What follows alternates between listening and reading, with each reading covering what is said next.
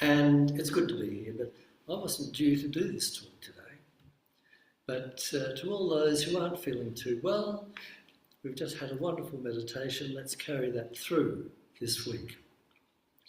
So I've just made a few notes, so I'm actually winging it. But thank you, God, you're here with me. First of all, before I get on to the notes, this is the little book called Wings of Song. It's been the Unity prayer book, song book for years and years and years. Some of them are a bit twee, some are good. But as we look through the Christmas carols and things like that, it's interesting how we've changed a few of the words. And there's probably one we wouldn't use at the moment, and that is the first Noel, because we're singing about the King of Israel. Imagine if that triggers people, for goodness sake. And some of the ones we did in O Come All Ye Faithful, we tend to think of God as a man or personified. And we know that to even name this incredible power is to limit it, because we are all expressions of it. But another purpose was, which came up as we sang the songs, as some of you may know, I collect hymn books. It's become terrible because every time I try and give some away, I get them back. We know that, you've heard me say that before. So if you come into my lounge room, I've got the old pump organ, and it's an old Methodist church I live in. And it's quite atmospheric, and I've got all these hymn books from way back, one from 100 years old, but they sing in such high keys. What happened? O Come All Ye Faithful was in a reasonable key for, say, 50 years ago. But now, try and do that, we don't get away with it with you singers, because the tunes have come down in key. And so the one we sang today was in G. I had to take it out, G, F, E, to there, and even more so. And I notice now, as the hymn books have progressed, which I think is a good move, they've actually got chord symbols, so that anyone that plays the guitar can strum along, and most of them are just 3 chords. Mind you, they sound better when there's a little bit more harmony with them, but that will get through. I've had about 5 or 6 students that all went to Sunday school over the last 20 years, and they're playing in churches around Ballarat, and they're doing 3 chords with some of the songs, but mind you, they've moved on since then. But as you know, there's sometimes if you don't have music, it's a bit dull in a church or a gathering. Thank you, dear hymn book. That's out of the way.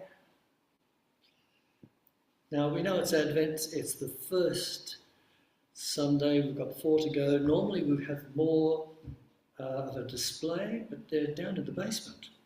And we'll get that ready for a fortnight's time on the 14th, when we have our Christmas do. It won't be a huge event, but it'll be nice to have them up with a bit more character, and we'll have a couple of more candles lit by then. Advent and Lent, they're both seasons, but they're not mentioned in the Bible as such. We hear about, the 3 wise men, and over the next 4 weeks they're journeying to Bethlehem. And Lent, 40 days before the big event happens, and 40 in a metaphysical Bible dictionary, or the revealing word, they're both confused in my mind sometimes. 40 is a period of time, like Moses in the wilderness for 40 years. Now, the Bible is an Advent. The talk I was going to do was called Adventure, but of course I couldn't find it, which meant I had a little lesson from my higher self saying divine order, which is one of our Unity principles, which I must now put these talks in order so I can just go there. Not that I would have done the same talk, but it would have got me going in another direction. At any time, we are an adventure ourselves. our own Advent. And the Bible is a progress from Adam, which means man of dust or person of dust, to Jesus, representing Christ consciousness. And we can see those characters in the Bible. They're all us. Noah, and there's others there, and Jonah and the whale. Any others that stick out? Jonah and the whale. Or Moses, I think I said Moses today. And a few others there. All these, who said that? Who said something? Roberta. What did you say, Roberta? Daniel and the lion. Oh, Daniel and the lion's den, that's right. And thank you for coming on and saying that. And all those characters, they all mean Jacob wrestling with the angel, they all mean something. So Advent can occur at any time on our way. We don't have to have 40 days to do it. We don't have to have 4 weeks. It might happen when we're 20.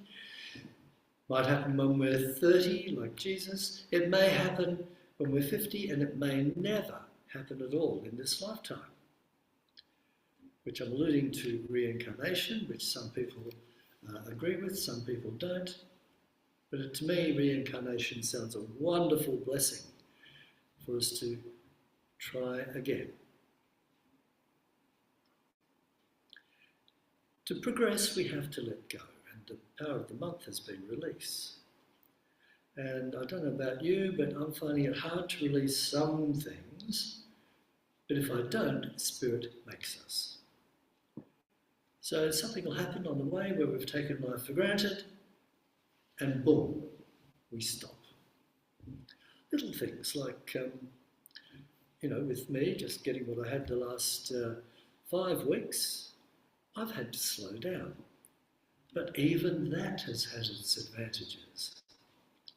And we've got doctors now, and God created doctors and medicine.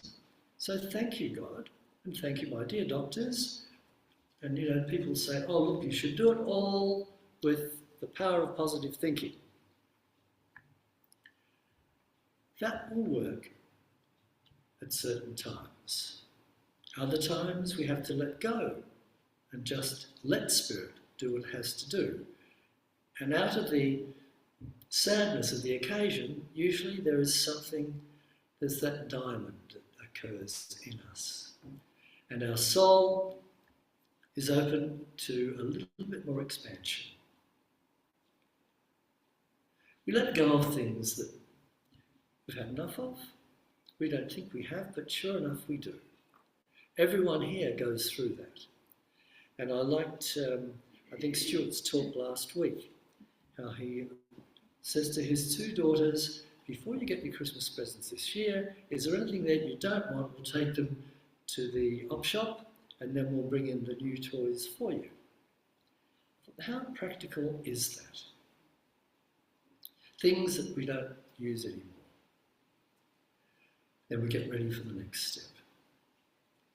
We let go so that we can express more of God. Now, as November is finishing, it's interesting, this usually happens in December, but this is a symbolic journey, a start where we follow that still small voice and we do it consciously. That voice which is always there, waiting for us and says, follow me.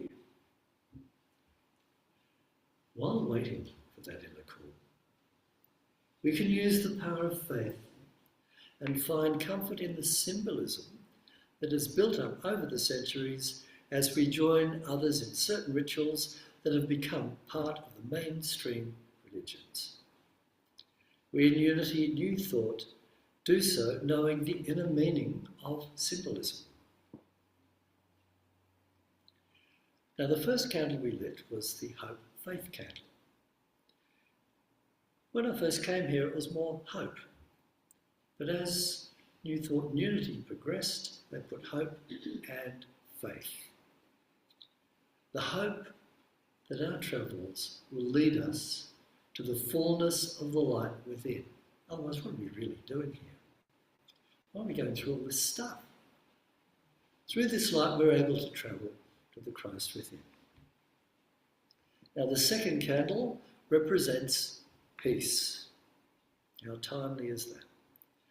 The hope that our travels will lead us to the fullness of the light within each of us. Often called the Bethlehem candle. Each day now, as we express in our travels, we find ways to express more and more of that Christ that Jesus and other way showers have expressed and taught. The third candle is called the angel's candle, signifying love, and we'll be here to light that one on the 14th. The lighting of this candle symbolises the release of God's power in us as we extend more and more in spiritual awareness. And finally, the fourth candle is the shepherd's candle. Joy is the expressed code there. As the shepherds express themselves joyfully, we hear the angel's message that Christ is born on Christmas Day. We'll be here to light the third candle. Probably the fourth candle will be on Zoom, but the same thing goes in most of the places. Then we hear about a couple of other things. The birth of Jesus in the Bible is full of metaphysical symbolism, and other cultures have theirs as well. We all have heard about the three wise men. Some say they're three kings, but sometimes some people have called them Zoroastrian astrologers. They heard about this prophecy and they felt that now was the time. They followed a star that no one else could see. They were ready to see that inner Christ light. I love the names. They're called Caspar, Melchior and Balthasar. And the gifts they present: gold, frankincense and myrrh. Gold represents spiritual gifts, the riches of spirit. They brought to the Christ child a consciousness of the omnipresent richness of substance. Now we hear in New Thought about that word substance. It's the divine idea of the underlying reality of all things. Thomas Troward, in his book Bible, Mystery and Meaning, the individual mind is not the creator of the power, but the distributor of it. And here's the scary part: how we use that power is up to us, but we accept the consequences of it. So, just a couple of things. As we release things we don't want, we've got another day to do it according to this month. We've got whatever we like. We know one thing, that God won't let us go. So among the spiritual laws, if one is the law of circulation that states you have to be willing to give, and so it is, on a physical and spiritual level. The desire to be in us is spirit in us, wanting ever, urgently to be the most expansive expression of circumstances in our life, for us to be more and more of that nameless power. So, we've got a little class this afternoon, and as we study the 5 principles, we can ask ourselves, what is this great presence that we sense around us? Who and what are we? Do things happen in our lives the way they do? Why do things happen the way they do? How can we communicate with this presence? And where are we and what are we going to do with it? Now, regardless of the language used, the divine matrix says this ancient wisdom can be demonstrated in our lives now. if we know how to consciously do it. And that is what we're here for. Humble as we are in our wonderful little circumstances here, probably the only building in the Southern Hemisphere that's teaching and promoting unity and new thought. So from healing our bodies to a happy career, relationships for peace and peace, we have this power to communicate directly to that force which links all of us together. And as we progress along this 4-week journey, symbolically, let's take it inwardly. Most of us here have been watching and presenting Advent and living Advent in whatever church we've been in over the last years of our lives. So let's just now realise where we are on this scale. How close are we to that star that's over Bethlehem? And remember, we never give up. We never release it, because God will not let us go until we find what we're here for, and that is to be as much of Spirit as we can. Thank you.